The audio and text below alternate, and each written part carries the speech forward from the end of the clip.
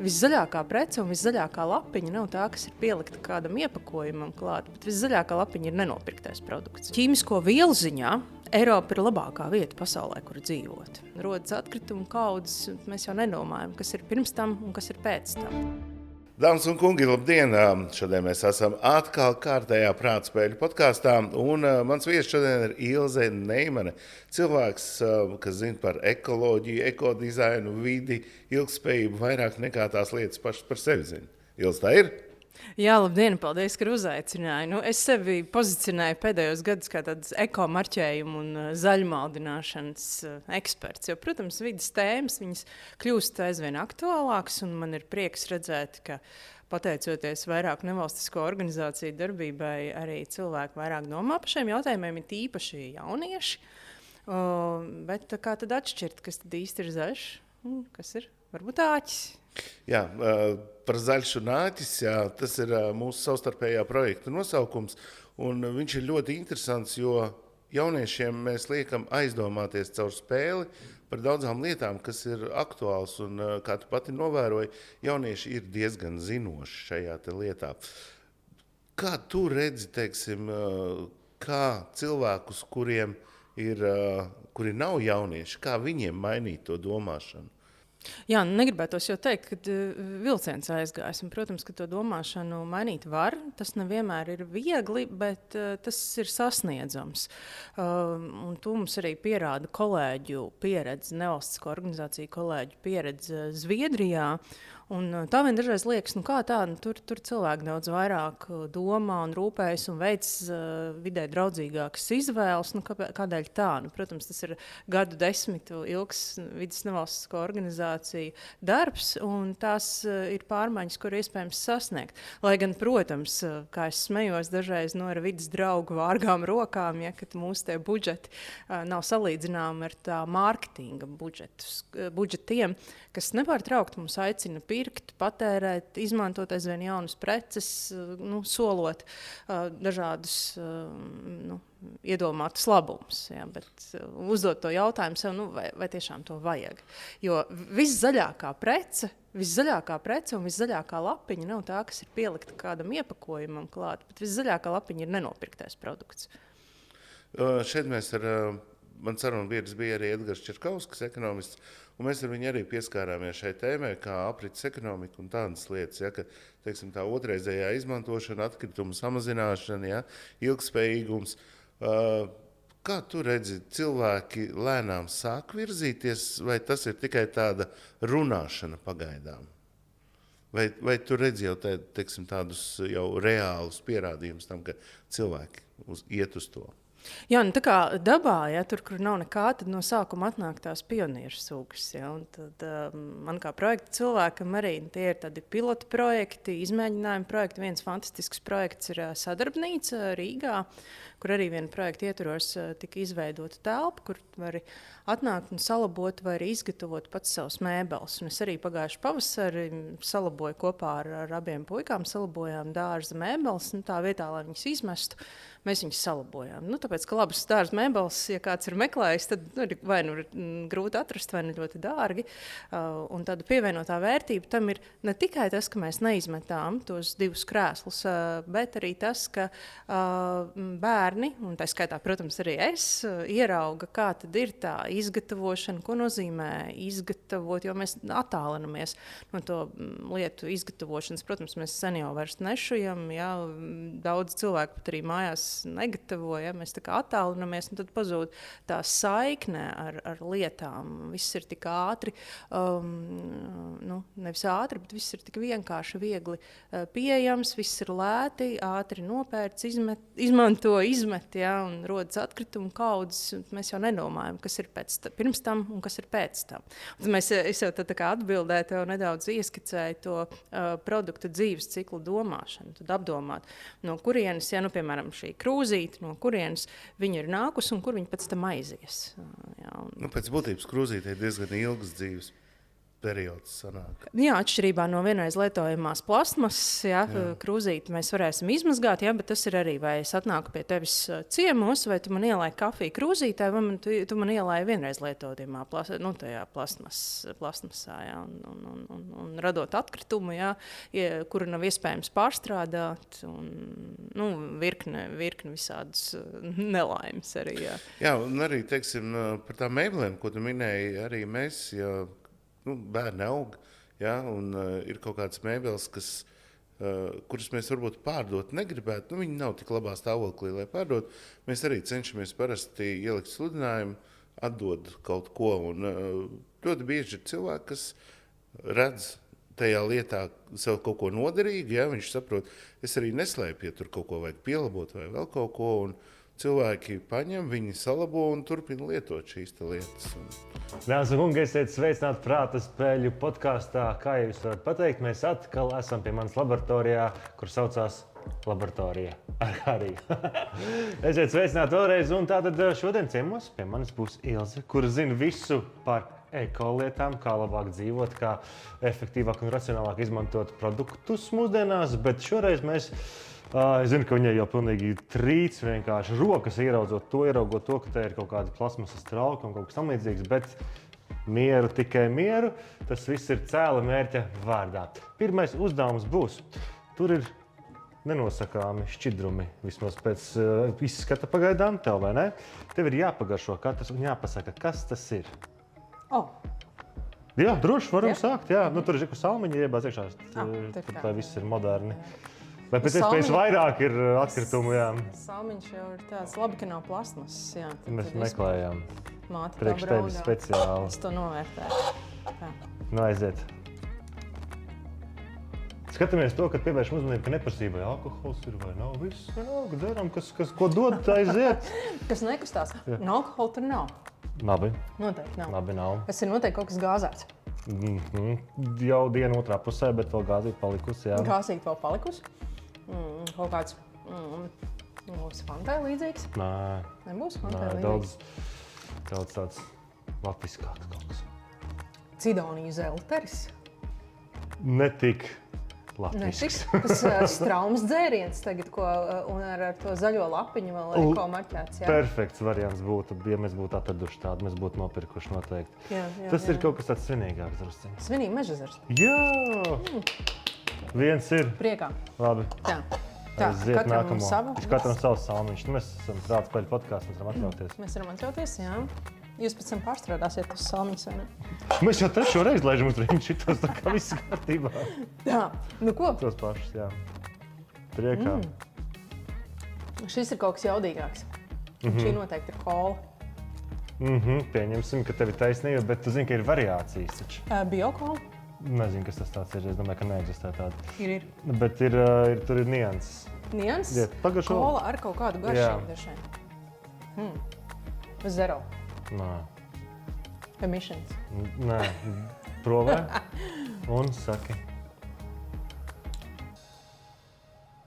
Citroniņš. Tāda nav. Ir. Citrona kola? Ar kaut kādām Ir? priekšu, jā. Ir. Aizies veikalu. Ar laimu ir. Bet vai citrona? Bet tas nav, kas tas ir. Nē, tas nav, kas tas ir. Cik ir varianti? Ar kaut ko. Jā. Ar kola ar fantu. Ādamā skrūve kaut kāda mistiskā? Nē. Nē, tur ir kā spuldzīti. Nē, ar citrons, apelsīns. Sarkanā krāsā. Sarkanā krāsā. Tomāti! Tu esi gurmāns un izkopta palete tev ir ļoti, bet ne tik. Gan kad tu dzer, ja tu pat domā, ka ir tomāti, tu tikai dzer kola tomātiem. Jā, aiziet. Oga kaut kāda sarkana, jā? Vai auglis. Parasti viņi divi karājās. Ķirši. Jā! Divi. Jā. Ķirsīši. Aiziet nākamo. Pārāk izsmalcināts dzēriens, es tāpēc nevaru tāds smalks dzēriens. Zini, kā es tik ikdienā ūdeni dzēru. Tieši tas tev vispār kā sprādziens ir vienkārši. Tieši tā. Nu ko? Priekā.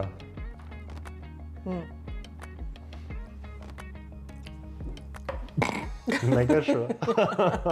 Tas noteikti ir kaut kāds iesala ekstrakta dzēriens. Jā, un... Vienmēr Latvijā tāds nosaukums. Kvasiņš? Nu, nē, gluži nē. Prāta spēlēs nebūtu tik vienkārši. Veselības Jā, dzēriens. nu redz. Man bija kaķis, kuram garšoja iesala ekstrakts. Bija atstāta burka un uz galda. Un es ienāku, skatos, un viņš ir uzlicis uz galda. Un tā kā lācis ar ķēpi ņēma laiza un to iesala ekstraktu. Jā, nu tad tu zini, kā garšo. Zinu, jā. Tipa dzērieni. Tāpēc tā. Nu ko, numur 4. Nu, skatāmies, vai kaķis šito ir dzēris. Kaķis.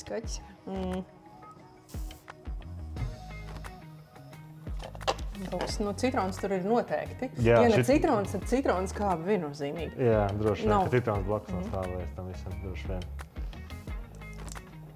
Fanta ar citronu garšu. Nav, nē. Kaut kāds baigais. Nē, nav gāzes. Kaut kāds baigais. Padzēriens tāds viegls. Nu, nezinu. Citrons kābas limonāde vai... Tā var pateikt, to priekšā ir tāds Jā. korķis tāds lielāks nekā parastai pudelē. Ai vai? Vai ne? Vai ne? Ir lielāks korķis, vai ne? Ir. Es samulsināju pavisam. Vēl labāk. Dzer siltu arī? Es klausos. Iedomāsimies, jāsaka. Augstā versijas. Jā, tas ir labs padoms, jā. Augstā versija ir siltam dzērienam. Silts dzēriens. Nu, cik? tēji. Ledus tēji. Redz kā. Nu. Pa 5 kopā atminējām. Nu, klausies. Ļoti interesanti. Jā. Un tā tad.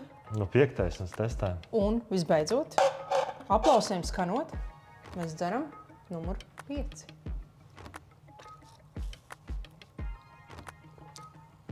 Nu, tur ir krāsviela klāt pamatīgi, konfekšu garša.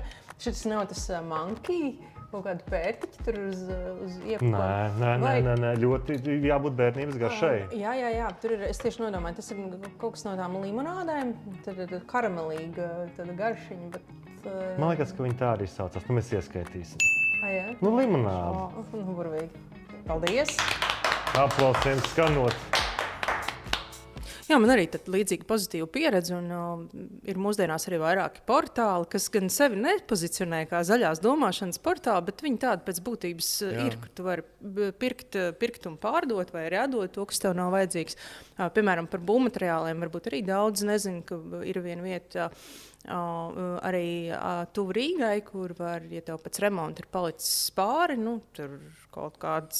Krāsa gabaliņš. Jā, un otram tas var noderēt. Ja? Tas arī tāda saprātīga saimniekošana, es teiktu.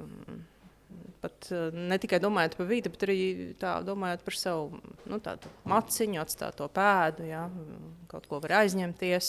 Tur ir lietas, kuras var paņemt bibliotēkās. Lietu bibliotēkas arī ir tāds kustība. Jā. Un arī, nezinu, kāpēc man gribās Edgaru visu laiku piesaukt, jo mums tiešām tāda laba saruna bija par to, ka šī te koplietošana, ka tas arī ir veids, kā mazināt šo te produktu apriti. Ja tu nopērci, tad tu viņu kaut kādu laiku palieto, pārdod, un tādā veidā savukārt koplietošana palīdz vairākiem cilvēkiem šo lietu ilgstošāk lietot. Ja, kā tu uz to skaties? Viennozīmīgi. Un arī, vai katram ir vajadzīga automašīna, ja, tas, protams, ļoti atkarīgs no dzīvesveida. Ja, tagad ir ļoti pieejams tā kā dalīties. Pirms pāris gadiem tas likās tā neiespējami, neiedomājami. Ja, un tagad tas ir tik ļoti jau sasniedzams un pieejams. Par ko ir, protams, liels prieks. Jā, tu pareizi pateici, pirms daudziem gadiem tas bija tā nesaprotami, kā tas var būt. Vai tu redzi, ka teiksim, pēc 10, 15 gadiem kaut kas jauns parādīsies, ko mēs tā kā šērosim, jo šobrīd tas ir transports, ja, arī dzīves vietas īri tiek uzskatīti par normālu un nav obligāti tev jāpērk tas kā īpašumā. Varbūt vēl kaut kas, ko tu redzi, kas nākotnē tā varētu parādīties? Jā, ļoti labs, interesants jautājums. Es domāju, kas ir ienācis pēdējos laikos. Es domāju, lai prognozētu to nākotni, protams, ir svarīgi aptvert, kas tad līdz šim darbojās tādā lietu maiņas un dalīšanās konceptos. Jā, grāmatas šobrīd jau ir, jā, un tie grāmatmaiņas plaukti, tad ir instrumentu arī izmantošana. Es domāju, jā, interesanti, jāpadomā, kas varētu būt nākamais. Mums ir Latvijā vairāki uzņēmumi, jo es pats arī esmu izmantojis uzņēmumu, kur izīrē kaut kādas noteiktas lietas, teiksim, zāles pļāvēji, ja, vai kaut kādas urmašīnas. Un pie tam, ka tu vari uz īsu periodu, kas tev nepieciešams, profesionālas iekārtas paņemt. Ja? Paņem, izmanto, cik tev vajag. Tev nav jādomā ne par uzglabāšanu, ne par remontu, ne par ko. Paņem, izlietoja, protams, saudzīgi izturoties, ja, pret to visu un nodod apakaļ. Jā, pat, piemēram, kas vēl šobrīd, ja es neatbildēju jautājumu, kas varētu būt, bet arī šobrīd, trauki ballītē, ja, jo, tās apaļās jubilejas varbūt ir, reiz cik gados, ja, tāpēc tev mājās nevajag servīzi lieloni, tad tas arī ir gana pieejams. Šitas uz svētkiem, šitos svētkiem.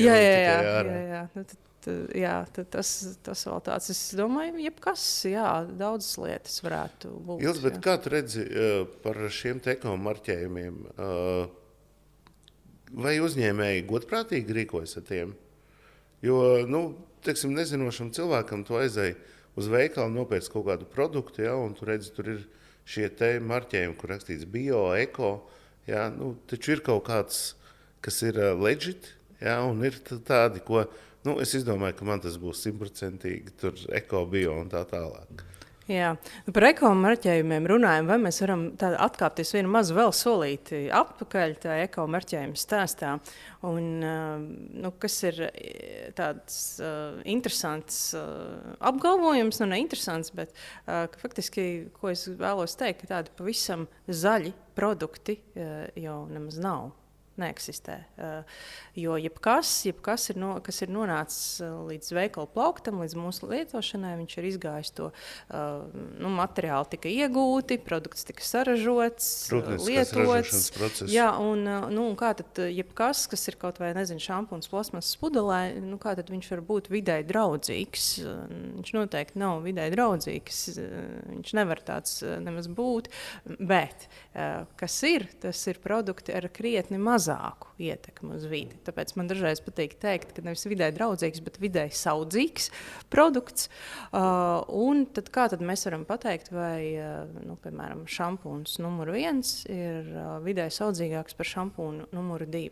Un šeit mēs atkal nonākam pie tā produktu dzīves cikla, tiem visiem posmiem no šūpuļa līdz kapam un iespējams arī nākamajai pārstrādē. Tas ir tas produkta dzīves cikls, un visā šajā dzīves ciklā viņš atstāja ietekmi. Jebkādu. Tad, lai saražotu šampūnu, ir vajadzīgas izejvielas, ķīmiskās vielas, pudelītē plastmasa, un tā tālāk un tā joprojām. Protams, var aiziet bezgalībā, tāpēc ir noteikts rāmis. Un kā tad radās eko-marķējums, nedaudz ieskatoties vēsturē, bet tas palīdz izprast to kopējo eko-marķējumu koncepciju. Kad līdz ar to, ka cilvēks saprat, ka tomēr mūsu ietekmē ir vide, un arī viņi mēģināja izvēlēties draudzīgākus produktus. Tie ir pagājušā jau var teikt gadsimta, kad ir 60. 70. gadi. Tad tirgu valdīja tāds apjukums, kas tad īsti ir vidē draudzīgs produkts vai saudzīgs. Kā tad to nodefinēt? Un tad to nodefinēja šādi, kad jāņem ir vērā viss produktu šis dzīves cikls un būtiskākās ietekmes. Tā 1978. gadā pirmais eko-marķējums ir Vācijā, tapa Zilais eņģelis. Un nedaudz vēlāk arī tapa standarti eko-marķējumiem, jo saradās visāda veida zaļie paziņojumi, lapiņas, visāda veida marķējumi, tad radās standarts tiem, tāds eko-marķējuma zelta griezumam, ISO standarts, kas nosaka, ka tādi, mēs viņus saucam profesionāli kā pirmā tipa vidas marķējumi. Ko tas nozīmē? Ka, lai iegūtu šo marķējumu, ir jāatbilst kritērijiem. Šie kritēriji ir izstrādāti domājot par to visu produktu dzīves ciklu. Tas ir viens. Nākamais ir jābūt viņiem caurspīdīgiem, kas ir svarīgi, jo jāzina, kādiem kritērijiem tad jāatbilst. Treškārt, ir neatkarīgas organizācijas. Tu nevari to sadarbībā ar ražotāju, ja, jo tad ražotājiem tad tu paņemsi no tā visu kritēriju konfekšu kastes tikai tās konfekts, kuras tev visvieglāk dabūnams vai kuras tev vislabāk garšo. Ja, kā atceries Laimas asortī, ja, kuram tad, garšo tur sirsniņa, kuram tur tā konfekta rozīte. Jā, rozītes. Un tieši tāpēc, ir svarīgi neatkarība, ja, lai tie kritēriji, kuriem ir jāatbilst, lai tomēr tā kritērija izstrāde būtu neatkarīga no ražotāja, arī zinātniski pamatot. Jā.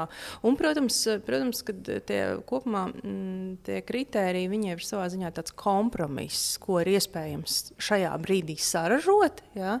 Jo, ja viņi būs nesamērīgi augsti, tad neviens ražotājs nespēs līdz viņiem aizsniegties. Viņiem vajag būt pietiekami augstiem, lai pilnīgi visi ražotāji viņus nevarētu sasniegt. Ja? Tātad zelta griezums, elite. Bet lai to varētu izpildīt. Lai to varētu izpildīt. Tāpēc arī šie kritēriji tiek regulāri pārskatīti ik pēc kādiem 4 gadiem, jo, protams, mainās tehnoloģijas, mainās receptūras, mainās mūsu informācija un zināšanas. Tu man ņem jautājums no mutes ārā, jo es tev gribēju tieši jautāt, ka mainoties tehnoloģijām un atklājumiem, taču kaut kas mainās, jo dzīves piemērs ir pagājušā gadsimta sākumā.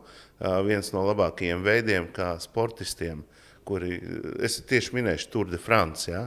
Velosipēdisti, viņi brauc un kalnā braucot augšā, lai viņiem būtu foršāk, ko viņi darīja, viņi pīpēja.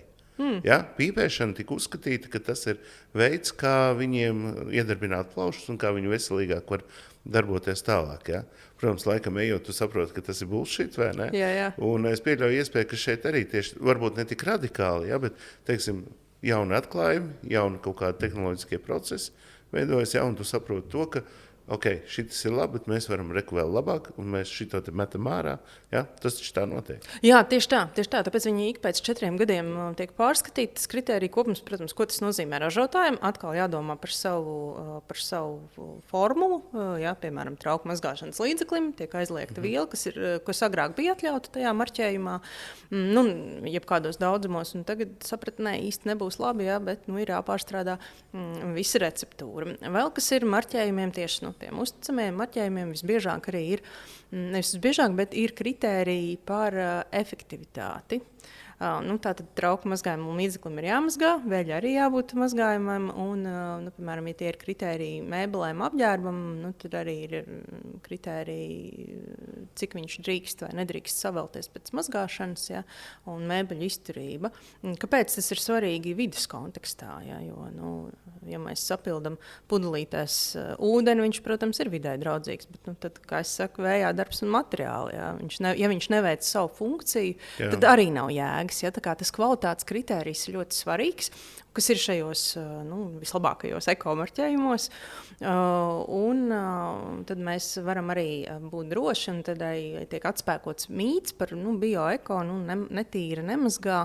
Gluži nē, viņam ir jābūt tikpat labi funkcionējot. Labi, bet mēs dodamies tālāk. Un, ja tu zini kaut ko par prāta spēlēm, un es ticu, ka tagad tu zini, prāta spēlēs parasti ir jāatbild pareizi. Tad šajā gadījumā būs jāpasaka, kas tas nav.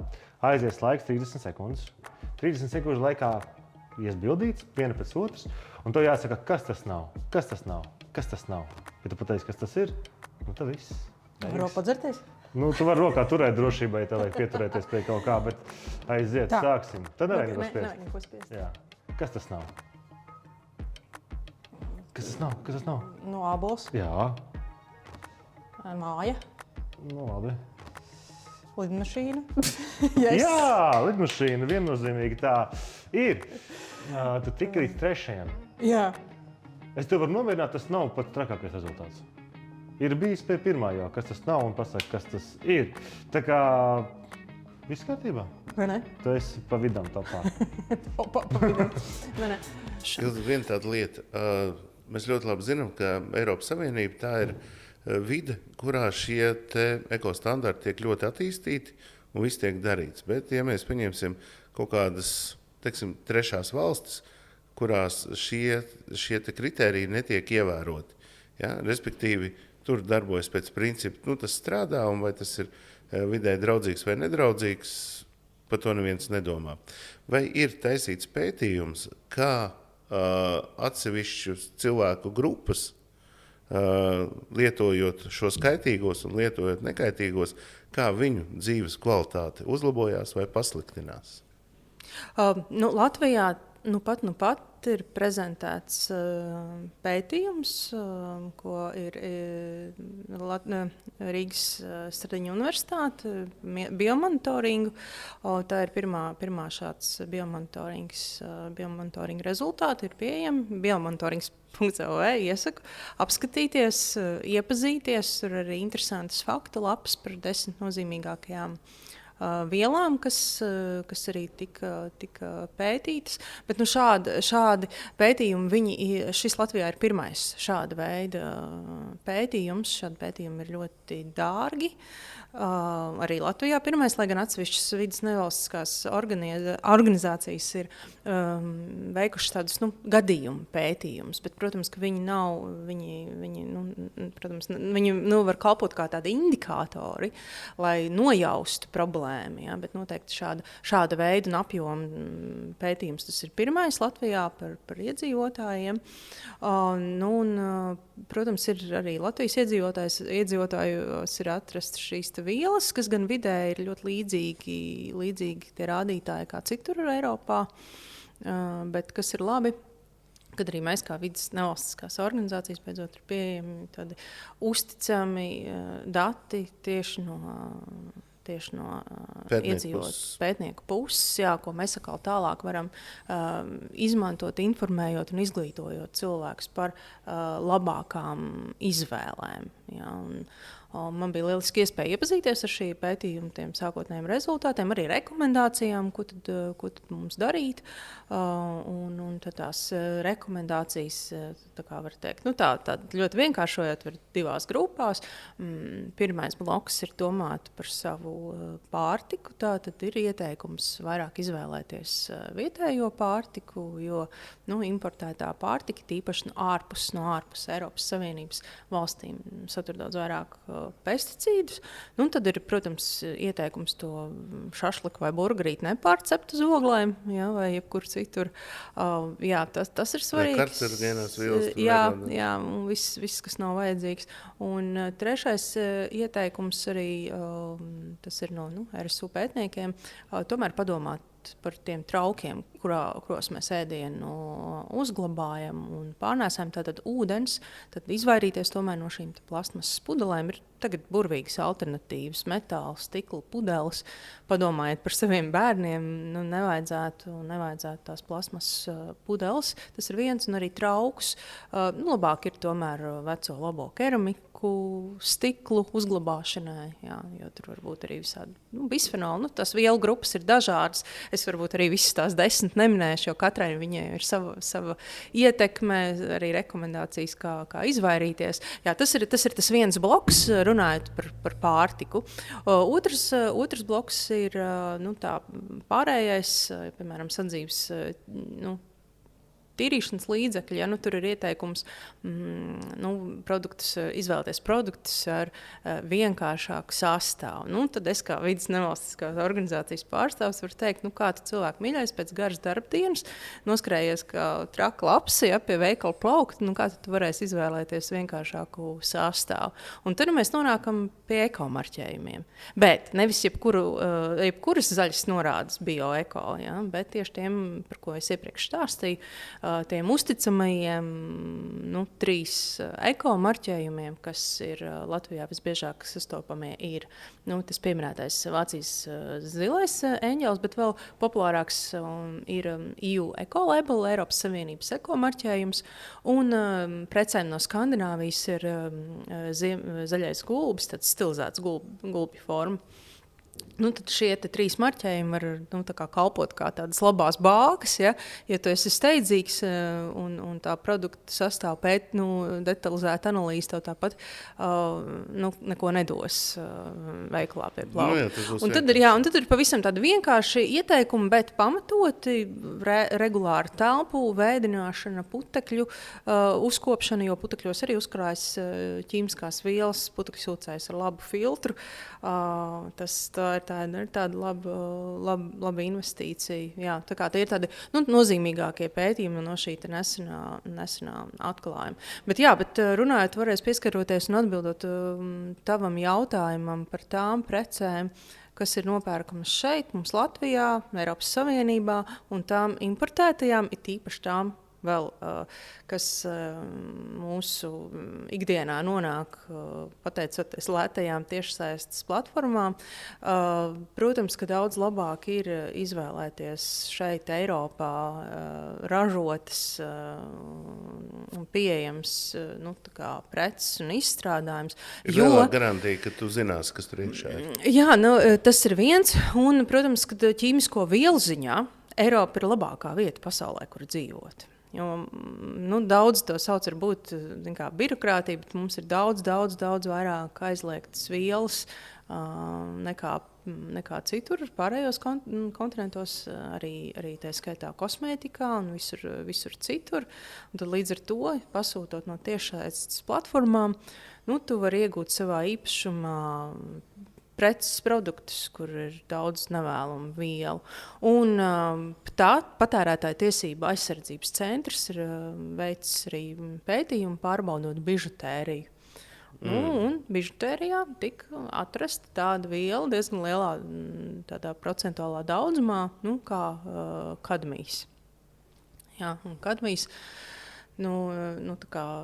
pieder pie tās smago metāla grupas, un kas nav labi, viņš ir tāds hormonālais,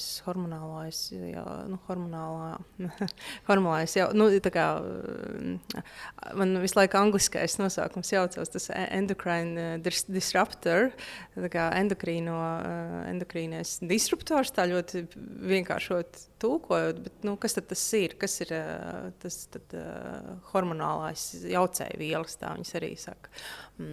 Kas mums ir hormoni? Ja? Tie ir tādi mums pastnieki, ja, kas mums signalizē, kā tad mums augt, kā vairoties, viņi klejo pa mūsu organismu. Un tad, ja ierodas šīs jaucēju vielas, viņas var sačakarēt to visu informāciju. Es domāju, ka tas īpaši svarīgi ir bērniem, jauniešiem, līdz ar to gribas skaļi teikt, ka varbūt tā lētā prece nemaz nav tik lēta, un tur ir tāda... Man, kas ļoti patīk šajā mūsu projektā, kur mēs braucam pa Latvijas skolām, ka tu izveidoji šos ekomarķējumu špikerus, kas jauniešiem tiek. Un tādā veidā tad viņam ir vizītkartes lieluma paraudziņš, kas ļauj ātrāk orientēties šajā visā. Kad viņš, aizejot uz veikalu, ja viņš jau ir izpētījis, viņš ātrāk saprot, vai tas ir ok, vai tas nav. Un jaunieši ir tie, kuriem tā informācija ātri pielīp parasti. Un es uzskatu, ka šādā veidā mēs tiešām lielu daudzumu ar cilvēkiem uzreiz varam noinformēt, lai viņi zina, kas un kā ir jādara, lai viņi drošāk jūtās šajā vidē. Īsi bija otrā spēle, bet apstīsimies, kā veiksies klasiskajās prāta spēlēs ar nedaudz modernu piesitienu. Tagad gan skatāmies uz ekrāna, un tā tad būs jautājumi. Es viņus nolasīšu, aizies laiks. Tu spied pogu, kad esi gatavi atbildēt, un pasaki man pareizo atbildi. Ja tā būs pareiza, punkti būs tavā kontā. Jo ātrāk uzspiedīsi, jo vairāk punktus saņemsi. Šahā ir divas smagās figūras. Viena no tām ir dāma, kur ir otra, kurā lai laiks aiziet. Un tagad daudzi. Karalis. Tu domā, kad es zinu? Nē. Kā nē? Nē. Šajā gadījumā pareiz atbildi ir tornis. Tornis? Jā. Tornis. Kā sauc šo augu? Tā, tas noteikti ir jurītis. Jurītis, kāpēc? Kas liek domāt par jurīti? Bet vai jurīti? tu neredzi, ka tas ir jurītis? Tas ir uzreiz, Tas ir Jānītis. Zini, man viņa apjūgt. Jurītis un Jānītis. To var grūti sajaukt pļavā. Skatāmies tālāk. Kurš nu labi, uzspied, tad nolasīšu to jautājumu. Spied. Kurš no šiem terminiem tiek lietots gan medicīnā, gan mūzikā? Tātad mūzikā mēs lietojam pizzicato, bemolu un perkusiju, un arī trioli. Jā, bet medicīnā. Medicīnā bemols un perkusija. Pizzicato es arī šaubos. Es ļoti ceru, ka kāds ķirurgs neatver vēderu un netaisa tur pizzicato. Tad es domāju, ka trioli. Trioli. Un Šajā atkal gadījumā, nē, šajā gadījumā perkusija. Uzsitot pa ķermeņa daļām, tur klausās kaut ko kādu tu atbalsts. amrīti? Jā, nu kaut kā, Nē. tur ir refleksija, kaut kā šitā sit, kaut ko var noteikt. Es mēs šos visus, jā. Jā, nākamais ir, kā tika uzvarēts šis ļaundars? Spied. Viņš noteikti tika uzspridzināts, bet tikai Renburts trūkst. Tas nekas, jo tas viņš netika uzspridzināts, viņš tika izkausēts, jo tas ir no šitā te Terminatora otrā, Roberts Patriks. Es domāju, kur es esmu redzējis? Es domāju, vai trolejbusā, vai... Nē. Kā amerikāņi sauc šādas kurpes? Mary Jane. Kā pa kurpēm tā uzreiz, kā pa Terminatoru, tad nezinu ko. Nu jā, Mary Jane, es nezinu kāpēc, bet tā ir. Tā, nu pagaidām tev ir, cik punkti? 183. Mary Jane. Parlaments ir pilnīgi vai daļēji ievēlējama augstākā valsts pārvaldniecības institūcija ar parasti konstitūcijā noteiktiem piemēriem. Piemēram, varas, likumdošanas funkcijām. Ko šis vārds nozīmē tulkojumā no franču valodas? Nu, divi varianti, vai nu sanāksme, vai nu valdīšana. Bet es teiktu, ka sanāksme. Jā, tieši tā, pārunas. Divi varianti. Le parle, kā saka, jā. Parle, jā, franču valoda nav man stiprā pušas, nekad nav bijusi. Minioni ir mazas dzeltenas būtnes, kas visā savās pastāvēšanas vēsturē kalpojuši ļaundariem, ko viņi ēd. Tad būs, laikam, kaut kāds āģis, bet viņiem vajadzētu būt banāniem. Nē, nav. Mums vajag, lai tā vismaz daži punkti ir. Nākamais, kurā pilsētā dzīvo seriāla Draugi varoņi? Briesmīgi vispār. Tas neesmu skatījusies Friends, bet es nojaušu, ka viņi varētu būt... Nu, intuīcija man grib teikt, ka Losandželosā. Bet tev kaut kas liek mainīt domas? Varbūt, bet paliksim pie Losandželosas. Vai tomēr Ņujorku? Ņujorku. Nē, Ņujorka. Labi izvēle. Eleganti. Tieši tā. Ar šo vārdu apzīmē gan mūzikas instrumenti, gan celtnes spārnu vai sānu korpusu. Sānu korpusu veranda noteikti tā nav. Jo veranda nav mūzikas instruments. Tas eksotisks kaut kāds varbūt ir. Tamburi. Bet labi, nav. Nejaukšu tev nost. Veranda. Veranda nav. Un pārējie trīs ir gan. Nu, čelles, celtnes spārni, čelles, līņeris, tamburīts. Nu, ziniet, nu šo es zināšu pēc tam uz visu mūžu, vai ne? Veranda. Tamburīts. Nē. Tu visus vienkārši sauc un gaidi, ka mēs kaut ko pateiksim, ka ir. Lai es eju nolasītu kaut kādu, es skatos, Edī, tā. Pag es nospiedu, vai es Nospied. Es jau nospiedu. Flīdels pie bērni. Nu, te mēs kaut kā tikām galā teicam. Bez sajām. Bez sajām vispār. Godu vārds neteicām priekšā ne cik. Pokerface. Un kam paredzēt šitās pačendēles? Vajag varētu būt, ka... Bet te nav variants, piemēram, matu ķēmēšanai, piemēram. Nu, nezinu, kādas matus vajag ķemēt ar šito te tur riktīgi dredus kaut kādus. Dredus. Tas ir domāts kam? Ogu lasīšanai. Man jau likās jau. Jā. Starp citu, pie mums kaimiņos Lietuvā šis rīks ir aizliegts, nevar tur probos iet un smelt un grābt šīs odziņas. Man tie arī vajadzētu aizliegt, jā, viņi izposta tur visu. Jā. Nu, labi. Lasam ar pirkstiņiem tad. Nu, apsveic, es uzvarēju šajā spēlē. Viennozīmīgi ar cik punktiem skatāmies ar 551 punktu. teicam. Paldies par kompāniju. Ilzei, paldies par kompāniju. Arī jums, skatītāji, kad dzīvojāties kopā ar mums šo podcastu. Tiekamies nākamajos raidījumos. Sekojiet mums līdzi visur, kur vien varat. Facebookā, Instagramā, Spotifyā un nezinu, kur vēl. Nākat spēlēm prātspēles un atā. Jā, tas bija izaicinājums salikt uz vienas kartiņas visu svarīgāko informāciju. Tad kartiņas tajā vizuālajā dizainā man palīdzēja mans vecākais dēls, kas arī šobrīd mācās arī vidusskolā un kas ir arī mūsu auditorija. Viņš saka, neviens neko nelasīs, saliec tur vienkārši svarīgāko. Un tad es sapratu, jā, ka man jāieliek tā svarīgākie marķējumi, un tur tās kartiņas mēs salikām tos top 3, par ko es runāju. Tad blakus arī bioloģiskās lauksaimniecības marķējumi. Jā, vēlreiz atkāpjoties, atsaucoties uz pētījumu, arī, ja ir iespēja izvēlēties bioloģisko pārtiku, tā noteikti ir investīcija veselībā. Jā, uz otras puses ir dabīgās un bioloģiskās kosmētikas marķējumi. Ar ko viņi atšķirās no eko-marķējumiem. Tie visi ir eko marķējumi. Man kā speciālistam gribas teikt, tikai tie top 3 ir tie īstie, tie pirmā tipa. Ja. Dabīgai bioloģiskai kosmētikai viņi vairāk fokusējas nevis uz to produktu pilnu dzīves ciklu un ietekmē, bet vairāk uz produktu sastāvu. Ja, ka tur vairāk noteikts procentuālais punkts, kam jābūt ir dabīgajam un ekoloģiskajam, bet to noteikti atkal nevajag jaukt. Ļoti bieži izplatīta parādība, ko es saucu par zaļmaldināšanu, ka tīpaši uz šampūnu pudelēm nesen iegāja veikalā, tad 93, 94, 95, 96% dabīgu vielu. Tad man rodas jautājums, kas ir pārējos procentos, un kas tieši tur ir. Un, ja paskatās dziļāk lācīšu vēdrā, tur bieži vien ir atrodams vielas, kas nebūtu īpaši tāds vēlams.